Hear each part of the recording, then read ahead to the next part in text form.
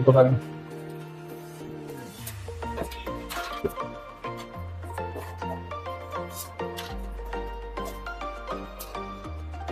இதுலயும் உங்களுக்கு அந்த வெட்டு கணக்கு வரும். இந்த பின்னோட வெட்டு, இந்த பின்னோட வெட்டு இதுல வரும். இதுலயும் ப்ராப்பரா மெயின்டைன். தப்பா வச்சாலும் உள்ள போகாது, இருந்தாலும் எவருக்கும் தெரிஞ்சிடும்.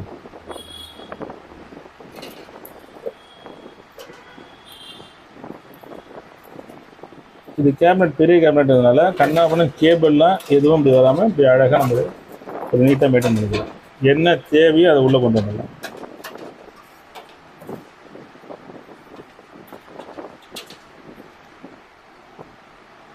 இதுவும் பெண் இது, இதுலேயும் வெட்டு வரும். கண்ணாபுரம் இதில் வச்சிட முடியாது.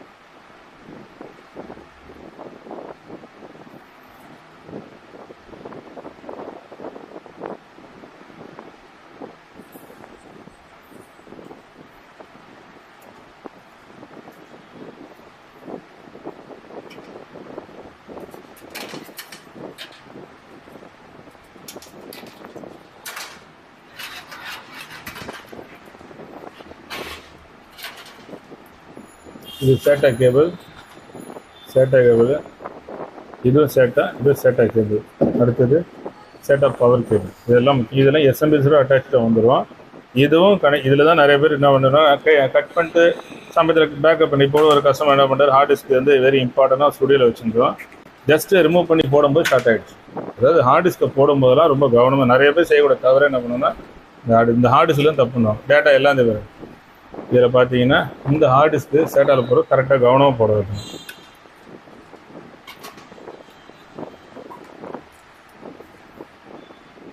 இது நீங்கள் எப்படி வச்சாலும் கண்ணாமனா வச்சாலும் உள்ள என்ட்ரு ஆகாது. நம்மளா தவறு தான்.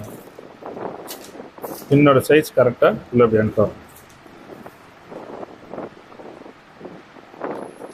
இவ்வளோ டைட்டாக இவ்வளோ மெத்தடு கரெக்டாக உட்காரும். ஆனால் என்ன ஒன்றுன்னா, சில பேர் ரன்னிங்கில் இருக்கும்போது கைட்டுவாங்க. அது மிகப்பெரிய தவறான சப்ஜெக்ட் இந்த செட்டை.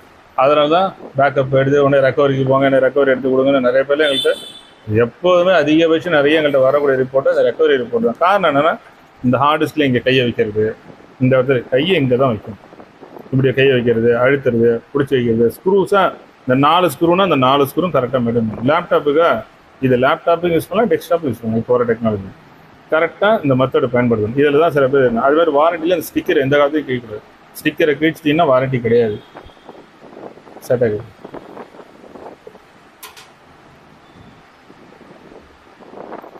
அது மாதிரி இது சேட்டா பவர் கேபிள், சேட்டா கேபிள். அதே போல் இதுவும் சேர்தான். எடுக்கும்போதும் கையை அப்படி ப்ரெஸ் பண்ணி அழகாக எடுக்கணும், வைக்கும்போது கரெக்டாக ஸ்டார்ட். இதில் நீங்கள் தப்பு பண்ணிட்டீங்கன்னா பேக்கப்லாம் எதுவுமே கிடைக்காது. வருத்தப்படுறதும் சங்கடம், செலவுகளும் அதிகம். அதே போல் மதர் போர்டை கனெக்ட் பண்ணும்போது நீ கண்ணாமலாம் வச்சாலும் உள்ள என்ட்ரு ஆகுது. அதுதான் அது. அந்த வெட்டு கரெக்டாக பயன்படுத்திட்டா போதும். ப்ராப்பராக உள்ள சீட்டிங் உட்காரும். இதுதான்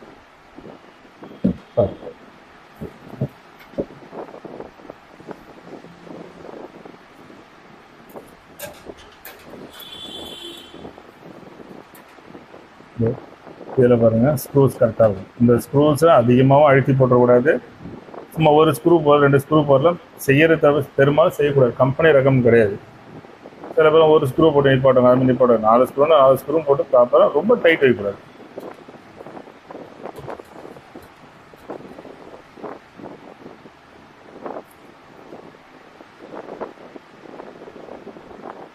சில பேர் பெரிய த்ரெட்டு ஸ்க்ரூ போடுவோம், அது போடக்கூடாது. இது இந்த எஸ்எஸ்டிக்கு என்ன ஸ்க்ரூவோ அந்த ஸ்க்ரூ தான் போடணும். அதில் உங்களுக்கு கேபினெட் வித் எஸ்எம்பிஎஸ்லேயே உங்களுக்கு வந்துடும். வரும்போதே அந்த இது வந்துடும். அதுக்குண்டானது கரெக்டாக போட்டால் போதும்.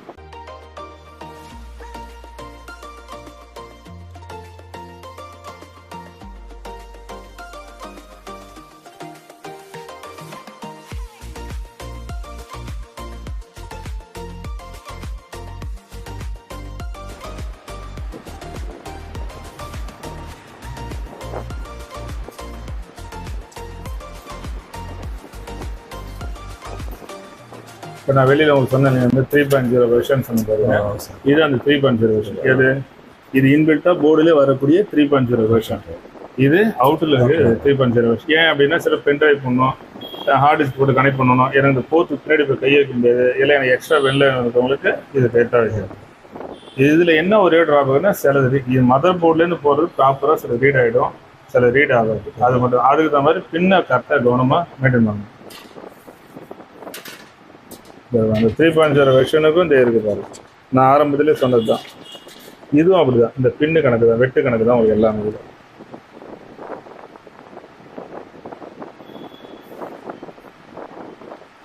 இது ப்ராப்பராக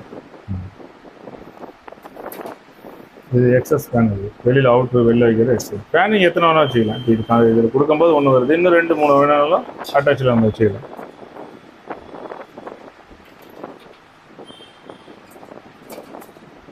இதுதான் பவர் எல்இடி, அதாவது ஃப்ரண்ட்டு லைட் எரியுது, பவர் சப்ளை கனெக்ட் பண்ணுறது, ஹார்ட் டிஸ்க் லைட்டு வெளியில் எரியுது, மிஷின் ஆன் பண்ண உடனே இந்த பவர் எல்இடி கனெக்ட் பண்ணுறது. இது ஹார்ட் டிஸ்க், இது ரீஸ்டார்ட் பட்டன், இது பவர் எஸ்எல். பவர் எஸ்னா மிஷினை ஆன் பண்ணுறதுக்கான பின் இதுதான். இந்த பின்னு வீணாக போனாலும் சமயத்தில் ஆல்ட்ரு பண்ணி அடிக்கிறது கஷ்டம். அப்படி இல்லைன்னா கேபினட்டே மாற்றணும் சொன்னதும் விவரம் தெரிஞ்சால் ஆல்ட்ரு பண்ணலாம், முடியாதுன்னு கிடையாது, ஆல்ட்ரு பண்ணலாம். இதுலேயே உங்களுக்கு மெத்தடு போட்டுருவாங்க, பவர் எங்க கனெக்ட் பண்ணணும், ரீஸ்டார்ட் எங்க கனெக்ட் பண்ணணும், ஹார்ட் டிஸ்க் எங்க கனெக்ட் பண்ணணும், எல்இடி லைட்டு கனெக்ட் பண்ணணும். இதுலேயும் கவனமாக நம்ம ஆல்ட்ரு பண்ண விஷயம் கனெக்ட் பண்ணணும்.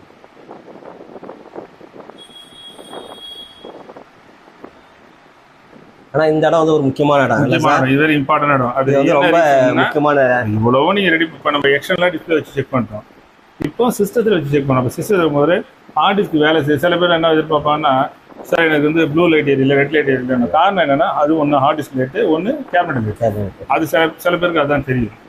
அவங்களுக்கு என்ன பண்ணோம்னா, சில பார்த்தா மிஷின் ரொம்ப பிடிச்சிருக்கு, ஆன் பண்ண அந்த லைட்டை வச்சு தான் சொல்லுவாங்க, சார் அந்த 2 லைட் எரிஞ்சுன்னா கரெக்டாக இருக்கு, சிங்கிள் லைட் எரிஞ்சா கரெக்டாக இருக்குன்னு ரீசன் சொல்றது என்னன்னா,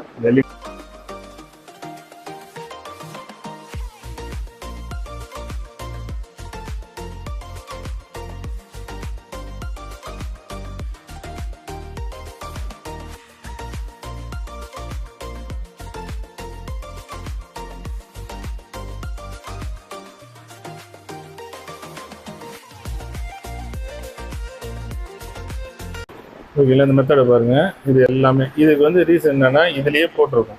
இது யாருமே நீ கேட்க வேண்டாம். இதுலயே பவர் எங்க ரீசெட் பட்டன் என்ன, இதுலயே ஒரு டீட்டெயிலாக கொடுத்துருக்கோம். அது ஒரு அசம் பண்ணியிருக்காரு, இதுலயே டீட்டெயில் இருக்கு, எல்லா இதுவும் இருக்கு. பவர் எதில் கொடுக்கணும், ரீசெட் எதுவும் ஹார்ட் டிஸ்க் எதில் கொடுக்கணும், இதுல இருக்கு. இதில் மாற்றி கொடுத்தனாலும் உங்களுக்கு ஷார்ட் ஆகிடக்கூடாது, ஒன்றும் ஆகாது. எப்படி இருந்தாலும் உங்களுக்கு இதில் ஃபஸ்ட்டு பின்னு இதில் பண்ணிங்கன்னா, இந்த மேலே ஃபஸ்ட்டு பின்னு எல்இடிக்கு, 2வது பின்னு பவருக்கு, இங்கே அது ஆப்போசிட் வந்தோன்னா ஹார்ட் டிஸ்க்கு, அடுத்த ரீசெட். வேறு ஒன்றும் இதுலேயே மெத்தட் உங்களுக்கு டயக்ராமே கொடுத்துருப்பாங்க, அதில் பார்த்தா நம்ம போட்டுக்கலாம். அது மிஷின் அடுத்தது பார்த்து அடுத்தது வந்து ஃப்ரண்ட் யூஎஸ்பி இதுலேயே போட்டுருக்காங்க. ஆடியோக்கு ஃப்ரண்ட் இந்த ஆடியோ யூஸ் பண்ணீங்களே, இந்த ஆடியோ யூஸ் பண்ண முடியாதவங்களுக்கு எனக்கு சிரமமாக இருக்குது. பின்னாடி ஏன்னா கேமரா சமயத்தில் கீழே வச்சுருவாங்க, ஒவ்வொரு இடத்த பொறுத்தது. என்னால் கீழே கொஞ்சம் ஒரு முறை ஆடியோ கனெக்ட் பண்ண முடியாது, நான் வந்து ஃப்ரண்ட்லேயே கனெக்ட் பண்ணுறேன். உங்களுக்கு கேபினெட்லேயே ஃப்ரண்ட்லேயே இருக்கும் இந்த ஆடியோ. அடுத்தது இந்த இது இருக்கும் யூஎஸ்பி. இந்த அடிஷ்னல் இந்த 3.0 இல்லாமல் இந்த 2.0 வெர்ஷனுடைய இதுவும் இதில் எல்லாம் மதர் போர்டு இருக்கும். எல்லாமே கம்பல்சரி எல்லா மதர் போர்ட்லையுமே இருக்கும். ஆனால் இதையும் கரெக்டாக அட்டன் பண்ணிங்க. இதுலேயும் கனெக்ட் பண்ணி கனெக்ட் பண்ணுவோம். இதுலேயே பின் மெத்தட் இருக்குது பாருங்க, இங்கே பாருங்க. இது ஆடியோவுக்கு, இந்த ஆடியோவுக்கு இந்த வெட்டு கணக்கு இருக்குது, எல்லாத்துலேயும் கனெக்ட் பண்ண முடியும். இதுலேயே போட்டிருப்பாங்க ஆடியோ. இது வந்து காம்போர்ட்டு. இதில் யூஎஸ்பின்னு போட்டிருப்பாங்க, இதுலேயும் இந்த வெட்டு கணக்கு இருக்குது.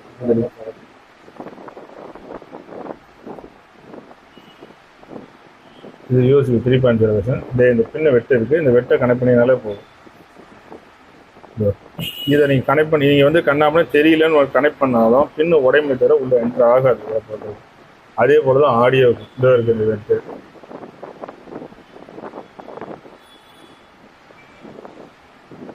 அப்படியே இல்லாட்டா இந்த மதர் போர்டு டயக்ராம் கொடுத்துருக்காங்க. மதர் போர்டை எப்படி அசம் பண்ண ஒன்றுனா அது இது இருக்கு.